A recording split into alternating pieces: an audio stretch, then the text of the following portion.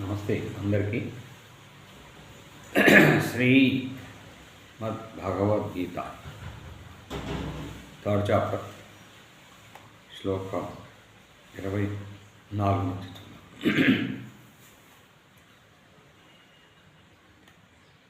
ఉత్సీదేయురిమే లోకాన కుర్యాం కర్మచేదహం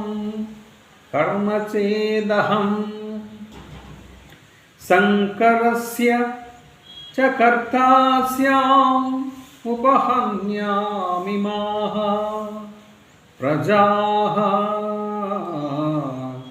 నేను కర్మలను ఆచరించుట మానినచో ఈ లోకములన్నీయును నశించును. అంతేకాదు లోకములందు అల్లకల్లోలములు సాంకర్యములు చెలరేయును, ప్రజానష్టము వాటిల్లును. అప్పుడు అందులకు నేనే కారకుడనయ్యేదను. సక్తాః కర్మణ్య విద్వాంసో యథా కుర్వంతి భారత కుర్యాద్విద్వాంస తథా సక్తః చికీర్షుర్లోక సంగ్రహం. ఓ భారత, అర్జున, అజ్ఞానులు కర్మలయందు ఆసక్తులై వాటిని ఆచరించినట్లుగా విద్వాంసుడు జ్ఞాని కూడా లోకహితార్థమై ఆసక్తిరహితుడై కర్మలను ఆచరింపవలను.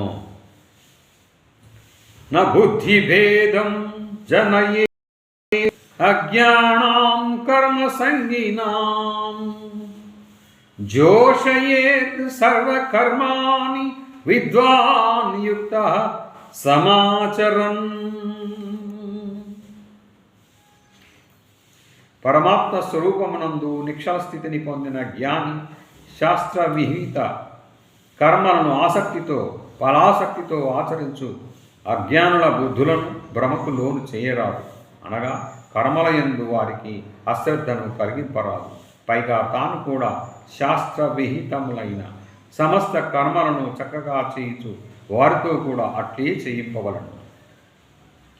ప్రకృతే క్రియమనాని గుణై కర్మాణి సర్వశః అహంకార విమూఢాత్మా కర్తాహమితి మన్యతే.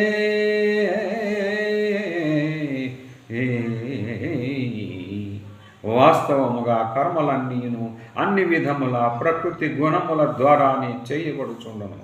అహంకార విమూఢాత్ముడు అహంకారము చే మోహితమైన అంతఃకరణము గల అజ్ఞాని ఈ కర్మలకు నేనే కర్తను అని భావించును. తత్వవిత్తు మహాబాహో గుణకర్మ విభాగయోగః గుణాగుణేషు వర్తంత ఇతి మత్వా న సజ్జతే.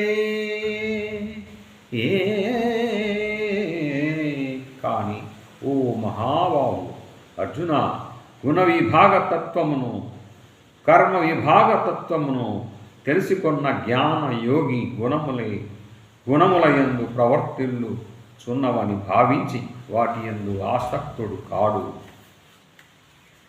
ప్రకృతిర్గుణ సమ్మూఢాః సజ్జంతే గుణకర్మసు తాన కృతజ్ఞవిదో మందాన్ కృతజ్ఞవిన్నత్విచాలయేత్. ప్రకృతి గుణములచే పూర్తిగా మోహితులైన మనుష్యులు ఆ గుణములయందును కర్మలయందును మిక్కిలి ఆసక్తులగుదురు. అట్టి మిడిమిడి జ్ఞానము గల మందబుద్ధులైన జ్ఞానులను పూర్తిగా తెలిసిన జ్ఞాని అయిన వాడు భ్రమకు ఊగిసలాటకు గురి చేయరాదు.